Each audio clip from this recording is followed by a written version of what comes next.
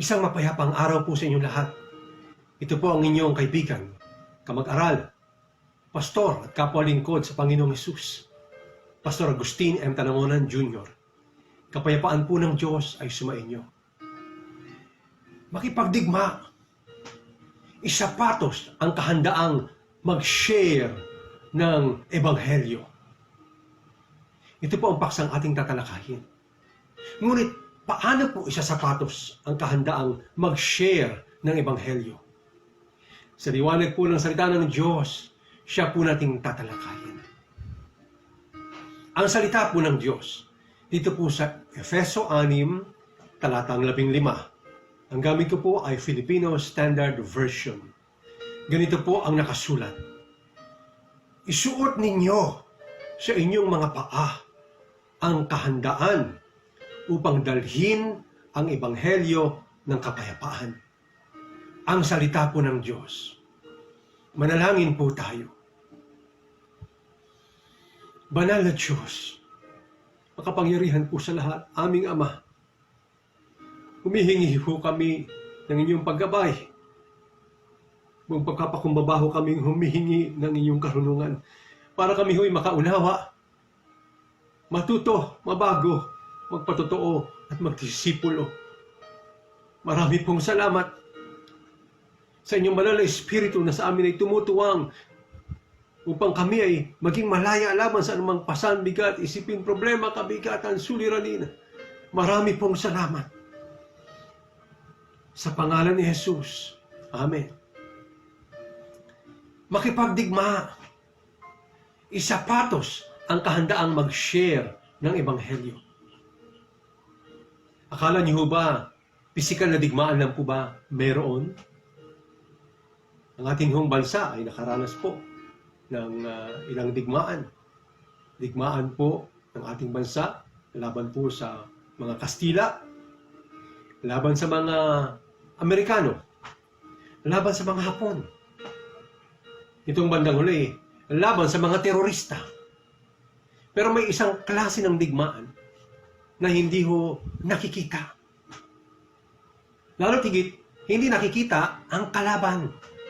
Wala akong teknolohiya ng pinakamakapangyarihang bansa ang pwedeng makakita mo sa kanila at puntiriyahin mo sila ng kanilang bomba atomika.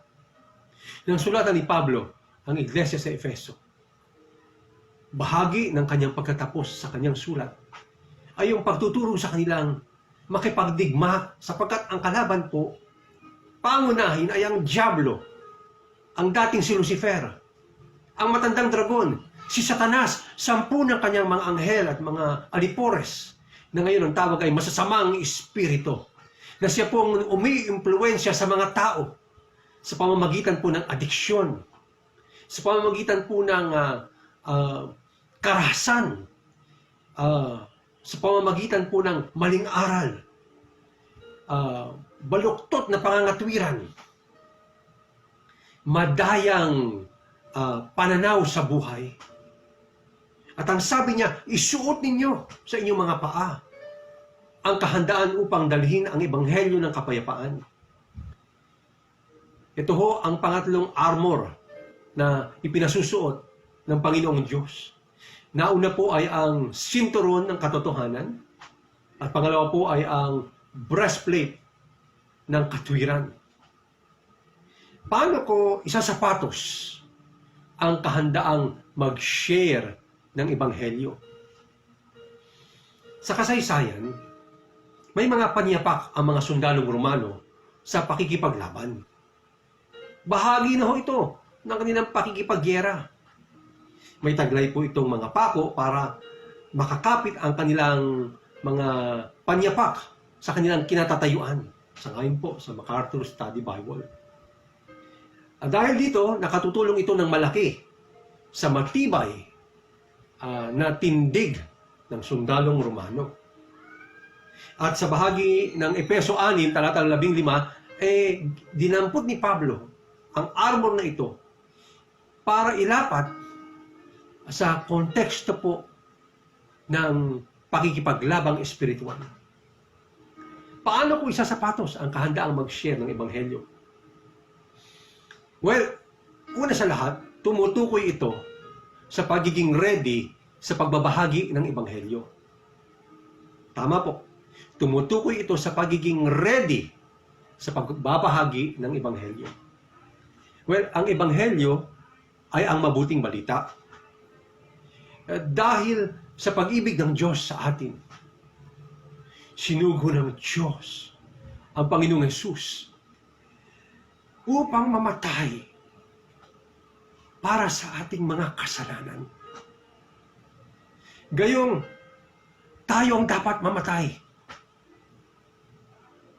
Nalibing ang Panginoong Hesus at nabuhay maguli sa mga patay. Dahil dito, ang kailangan na lamang natin ay tanggapin ang kamatayan ng Panginoong Hesus bilang sapat na kabayaran sa ating mga kasalanan. Hindi ang ating mabubuting gawa. Kalakip nito ay ang magsisi tayo sa ating mga kasalanan. At talikuran ito, at yaman din lamang na buhay siya ang Panginoong Hesus. Ipagkatiwala, manampalataya sa Panginoong Hesukristong nagbangon sa mga patay. Ipagkatiwala ang ating buhay sa Kanya bilang ating Panginoon at tagapagligtas. At wala na pong iba upang magkaroon po tayo ng buhay na walang hanggan. Ito po ang mabuting balita. Na nais po ng Diyos, tayo po ay maging ready sa pag-share. Maging ready sa pagbabahagi. Dahil nananawagan po ang Diyos na makipagkasundo sa Kanya ang makasalanan. At ang Biblia ay nagtuturo, lahat ay nagkasala. At ang Diyos, buhat pa noon, lalo tigit sa panulat ni Propeta Isaias sa Kapitulo 1, talatang 18, ay nananawagan, lumapit ang lahat sa Diyos. At gaano man kaitim ang kasalanan, gaano man kapula ang nagawang kamunduhan, papuputiin ng Diyos ang buhay na nabahiran ng kasalanan. Sapagkat itong Diyos na tumatawag ay banal na Diyos. At ang kanyang paraan ng paglilinis sa iyo at sa akin ay ang dugo ni Jesus na tumigis doon sa krus. Tinawag ang Ebanghelyo na Gospel ng Kapayapaan sa New Testament Pinoy Version. Kasi ang sino man na magsisi sa kanyang mga kasalanan at manalig sa Panginoong Hesukristo na nagbangon sa mga patay matapos siyang akuin ng iyo at aking kasalanan, ay makakaranas ng pakikipagkasundo sa Diyos. Walang ibang paraan para ikaw at ako ay makasundo ng Diyos, kundi sa paraan ng Panginoong Hesus. Walang ibang mensahe na makapag-aakay sa sino man papunta sa Diyos, liban po sa Ebanghelyo o sa mensahe ng mabuting balita. Kaya ito pong pagsasapatos ng kahandaang mag-share ng Ebanghelyo ay pagiging ready ng pagbabahagi ng Ebanghelyo. At pagka tayo nagbabahagi, tayo po ay nakikidigma. Isa pa, para isapatos ko ang kahandaang mag-share ng Ebanghelyo. Tumutukoy ito sa gawi ng regular na pag-share ng Ebanghelyo. Tumutukoy ito sa gawi ng regular na pag-share ng Ebanghelyo. Marapat matanggap ng bawat Kristiyano na naging kawal siya ni Kristo matapos siyang magsisit manalig sa Panginoong Hesukristo. Automatic ho yun, nung siya ipanganak na muli sa kaharian ng Diyos. Siya'y kawal ni Kristo at bilang kawal, susutin niya yung kompletong armor ng Diyos. Yung pong sinturon ng katotohanan, yung baluti ng katwiran at yung panyapak ng kahandaang mag-share. Sangayon po sa Philemon 6 ng New Filipino version. And I quote po, "Idinadalangin kong maging masigasig ka sa pagbabahagi sa iba ng iyong pananampalataya upang lubos mong maunawaan ang lahat ng mabubuting bagay na dulot ng ating pakikipag-isa kay Kristo." And I quote, unquote po. Yung pagiging gawi ng pag-share ng Ebanghelyo ay masigasig na pagbabahagi ng pananampalataya. At sa tuwing tayo po'y nagbabahagi ng pananampalataya, lumalalim po ang ating kaunawaan sa lahat ng mabubuting bagay na dulot ng ating pakikipag-isa kay Kristo. Kay inam po. At ito po ang puso ng Diyos sa iyo at sa akin. Kahit may pandemic o mawala na ang pandemic, maging masigasig sa pagbabahagi ng iyong pananampalataya. Lalo na ngayong pandemic, dahil tumataas po ang level ng mga taong nasasadlak sa depresyon. Grabe po. Grabe ho. Ang pagdami ng mga taong namumblema, nahihintakutan, nababagabag dahil po sa kawalan ng kabuhayan, pagkalat pong patuloy ng karamdaman. Ito pong Ebanghelyo o mabuting balita na masigasig na ibabahagi ay malaking tulong po. Marapat na ang unang beneficiary ng sharing ng Ebanghelyo ay ang sariling pamilya. Salamat sa Diyos kung ikaw at ako ay nagsisina sa mga kasalanan at namumuhay ng nananalig sa Panginoong Yesus. Pero paano ang iyong asawa? Paano ang iyong mga kapatid? Paano naman ang iyong mga magulang? Ang iyong mga anak? Marapat lamang na ang unang beneficiary ng iyong sharing ng Ebanghelyo ay ang iyong sariling pamilya. Nasusulat ho sa Gawa 16:31 na ang kalooban ng Diyos, ang sarili mong sambahayan ay maliligtas. Ngunit marapat na manalig. At itong pananalig na ito ay ipinakikita o binibigyang demonstrasyon sa pamamagitan ng mga gawa, mabubuting gawa. Ano po? At kasama sa mabubuting gawa ay yung pong pagbabahagi sa inyo pong kapamilya, asawa, anak, at salamat sa Diyos kung ang iyong pamilya, asawa, mga anak, mga magulang ay Christian na, born again na. Pero paano naman ang iyong mga kamag-anakan? Lalo na kung isang compound lamang po kayo.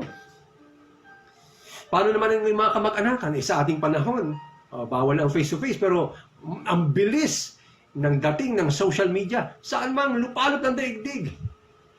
At pwede ho tayong mag-tweet, mag-chat, mag-email, mag-text, ano po. Pwede pa ngang mag-video clip at ipadala. Paano ko isasapatos ang kahandaang mag-share ng Ebanghelyo? Isa pa po, tumutukoy ito sa isang pakikidigmang diretsahan at opensibong kilos para aktual na agawin ang nabihag ng kaharian ng kadiliman at dalhin, akayin sa kaharian ng liwanag. Narinig niyo po, maliwanag ko. Tumutukoy ito sa isang pakikidigmang diretsahan at opensibang kilos para aktual na agawin ang nabihag ng kaharian ng Diablo. Ito'y kaharian ng kadiliman at dalhin sila sa kaharian ng liwanag sa pamamagitan ng lakas ng Panginoong Hesus. Sabi sa Roma 1:16, ang Ebanghelyo ang kapangyarihan ng Diyos sa ikaliligtas na bawat sumasampalataya. May built-in power sa Ebanghelyo o sa mabuting balita na wala ang pinaka-eloquent na mensahe ng sinumang propeta o mangangaral o pastor o ministro o kinikilalang santo o guro. Ang sabi ng banal na kasulatan, Ang Ebanghelyo, ang mabuting balita, ang kapangyarihan ng Diyos sa kaililigtas ng bawat sumasampalataya. At marapat, panghawakan natin ito na kahit saang bisyo sila naroroon, kahit anong lalim ng burak, balon ng burak ng kasalanan ng kinalubluman, kaya silang akayin ng Diyos. Kahit sila ay naging drug addict, naging prostitute, naging GRO, naging lesbian o tomboy o bakla o lapastangan o rebelde, kapag narinig nila ang mabuting balita, may kapangyarihan itong himukin ang kanilang kaloob-looban sa pamamagitan ng ministeryo ng Banal na Espiritu. At sila ay akayin buhat sa baluktot, marumi, makamundong pamumuhay tungo sa matuwid na pamumuhay na walang iba kundi pagpapailalim sa kaharian ng liwanag. Amen po. Kaya ang sabi ni Apostol Pablo, hindi ko ikinahihiya ang Ebanghelyo. I pray, maging saloobin po natin ito. Sa ating panahon, marami yung kayo makikitang mga meme o TikTok sa social media. Kung ano-ano ang pinagagagawa. Kung ano-ano ang mga sinasabi na maaaring naaaliw pansamantala yung nakapanonood at nakaririnig. Ngunit walang pangmatagalang gamot sa bagabag ng pag-iisip, sa sakit ng damdamin. Oo, maaaliw ka sandali, pero pagkatapos nun, babalik ulit parang isang multo na makulit sa iyong isipan, sa iyong kalooban, yung pong takot, yung pong bagabag, yung pong pangamba. Ang lalakas ng loob. Ang iba pa nga ho ay kung ano-ano ang pinagsusuot, kung ano-ano ang nilalagay sa mukha. Hindi ho nahihiya. Ang totoo nga ho, maaari na ho nating matawag ang ating panahon na panahon ng walang kahihiyan. Kung ano ang dapat ikahiya. Pero tayong nananalig sa Panginoong Jesucristo, kung nawawalan ng kahihiyan, yung pong gumagawa ng baluktot, hindi ba mas marapat tayong mawalan ng hiya kung ang pag-uusapan ay ibahagi ang mabuting balita? Sapagkat itong ating ibabahagi, higit pa sa kaaliwan, higit pa samantalang pleasure, ito po ay kapangyarihan ng Diyos upang ang mga buhay at kaluluwa na nasa bilangguan at kontrol ni Satanas ay makalaya at ilipat po sa kaharian ng liwanag. Kaya sabihin natin, hindi ko ikahihiya ang Ebanghelyo. Hindi ko ikahihiya ang mabuting balita. Amen. Panghuli po, paano ko isasapatos ang kahandaang mag-share ng Ebanghelyo? Well, tumutukoy ito sa kamalayan na kailangang napananatili ang mabuting patutuo ng nag-share ng Ebanghelyo. Tumutukoy ito sa kamalayan na kailangang napananatili ang mabuting patutuo ng nag-share ng Ebanghelyo. Dahil sa tinawag itong gospel ng kapayapaan, ang nag-share mismo ay may payapang budhi. Laban sa anumang pag-uusig ng kanyang konsensya, laban sa anumang kasalanan maaaring nakatago o hindi pa naihihingi ng tawad. Marapat na kumpiyansa ang kanyang kaloob-looban para siya makapag-share. Dahil kung siya mismo ay merong kasalanan na nakatago, wala siyang lakas ng loob, wala siyang pahid ng Diyos upang gampanan ng may malinis na mga bibig at kamay ang pagbabahagi ng banal ng mga katotohanan ng mabuting balita. Kailangan magsisi. Dinggin ang bulong ng budhi na ini-stir up ng Holy Spirit upang ikaw at ako ay magsisi. Walang tapang sa ang pamumuhay ay marumi. Merong katapangan sa buhay na dalisay. Tandaan niyo po yun. Checkin ang sarili. Kaya ba naduduwag dahil mayroon pang nagagawang kasalanan? Nagagawa pang pagsuhay? Ang kailangan ay magsisi. Mapapansin niyo, nauna muna ang sinturon ng katotohanan. At pangalawa, ang baluti ng katwiran. Bago po isuot ang sapatos ng kahandaang mag-share ng mabuting balita. Ibig sabihin, lubhang napakahalaga na naggagarantiyahan ng buhay ng sharer ang ebanghelyo. Dahil ito ang nagpapatibay ng pagiging patotoo ng mensahe. Ano ho? Yung iyong buhay ay nagsisilbing credential, patibay, evidence kung gaano katotoo at kakapangyarihan ang mensahe ng mabuting balita. Kaya kinakailangan ay napananatili ang mabuting patotoo, naiingatan yung pagpapailalim sa pag-ayon sa kalooban ng Diyos, naiingatan ang pagpapasakop sa pamantayan ng Diyos. Alam niyo ho, mahirap paniwalaan at bilhan ang isang seller ng pampaputi ng balat na kinahuhumalingan ng marami.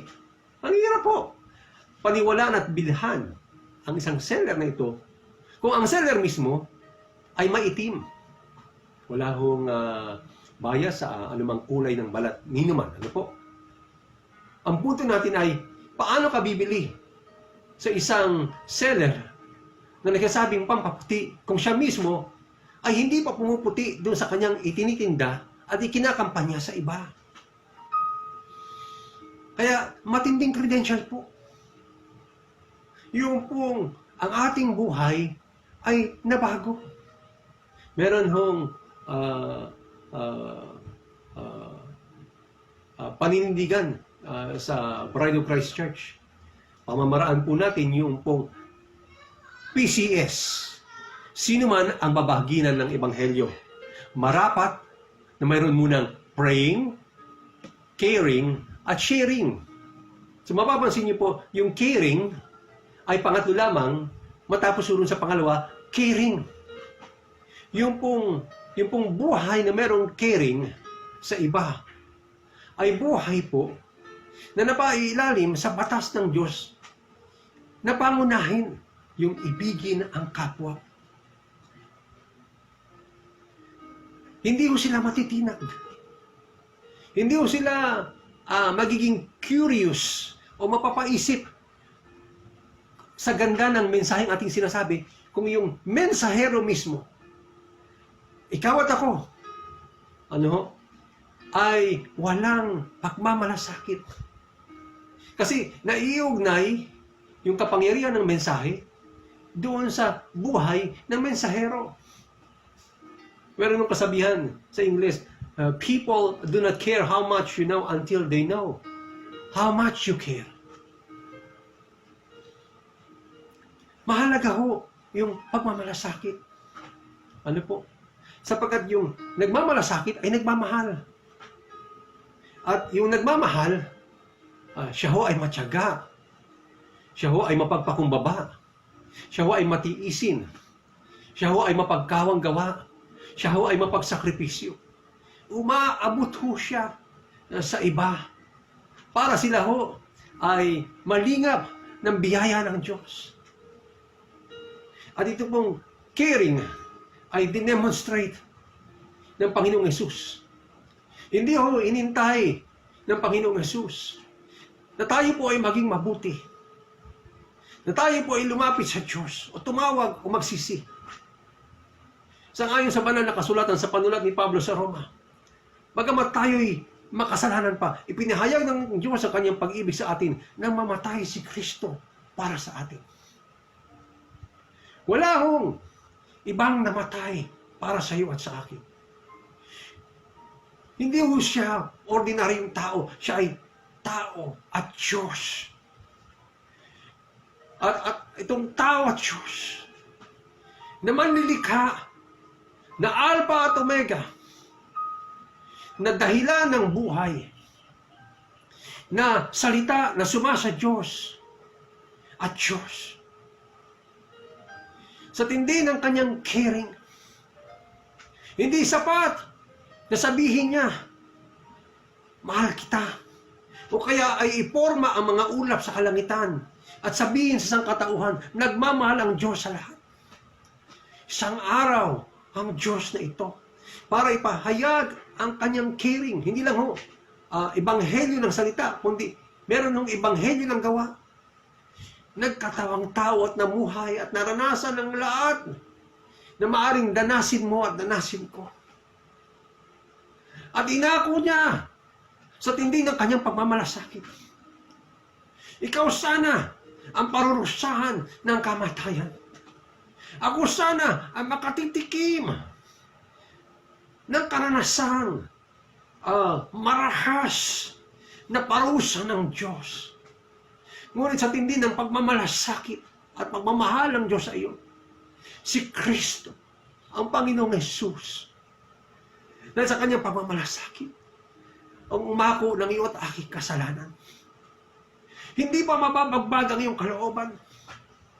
Hindi ka ba matitigilan sa isang sandali kung gaano ka kahalaga, gaano ka kaimportante, o hindi sinugo ng Diyos ang mga gigiting ng mga anghel na si Anghel Michael at Anghel Gabriel para mag-ebanghelyo sa mundong ito. Ang sinugo ng Diyos ay kanyang kaisa-isahang anak upang sa tindi ng kanyang pagmamalasakit sa atin, operan ka ng buhay na walang hanggan. Yun ay buhay na makalangit, makabuluhan, payapa sa buhay na ito.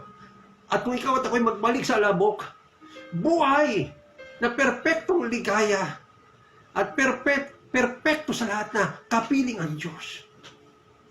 Pero lahat ng iyon ay pagmamalasakit ng Diyos sa pamamagitan ni Kristo Jesus.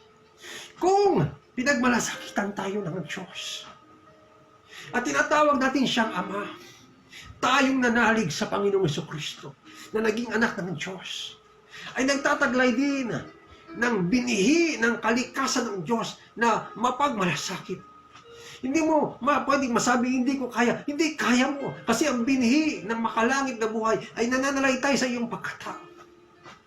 At kung paanong naranasan mo ang mayamang pagmamalasakit ng Diyos, kaya mong i-share din ito sa iba. Hindi ito pagalingan ng salita. Hindi ito palaliman ng pagmemensahe. Kung ano yung simple na kaya mong sabihin ukol sa pag-ako ni Kristo sa iyo at aking mga kasalanan doon sa krus. At siya ang namatay at nalibing, ngunit nagbangon sa mga patay at nabubuhay magpakailanpaman. Ang kailangan na lamang ng ating binabahaginan ay manalig sa kasapatan, sa pagiging kompleto ng ginawa ni Kristo para sa ating mga kasalanan. Magsisi at ipagkatiwala ang buhay kay Kristo ang nagbangon sa mga patay. Simple po siya. At panaligan po natin, built-in doon ang kapangyarihan ng Diyos. Built-in doon. Halina, mag-commit. Mag-commit na maging mapagmalasakit sa iba. Mag-commit na mag-share. Kahit po walang face-to-face. Kasi kaya nating makapag-share sa pamamagitan ng tweet. Kaya nating mag-share sa pamamagitan ng chat, ng text, ng email, ng tawag, ng video call, ng Zoom, at lahat ng mga platforms ng social media. Kaya ho natin sapagkat hindi tayo binigyan ng Diyos ng espiritu ng kaduwagan, kundi espiritu ng kapangyarihan at ng pag-ibig at ng mahusay na pag-iisip. Tayo po ay yumuko at manalangin. Panginoong Diyos, lumalapit po ako ngayong oras na ito at nagkukumit po na mag-share ng inyong mabuting balita. Salamat po sa banal na Espiritu na naninirahan po sa akin, na tutulong sa akin upang gampanan ang pag-share ng mabuting balita. Salamat po sa mga lalaki at babaeng sinasagi nyo na sa aking isipang aking sisharean. At gagampanan ko po ang inyong dakilang tagubilin sapagkat ako inyong sundalo. Sa pangalan ni Jesus. Amen. Makidigma. Isa patos ang kahandaang mag-share ng mabuting balita. Maranatha.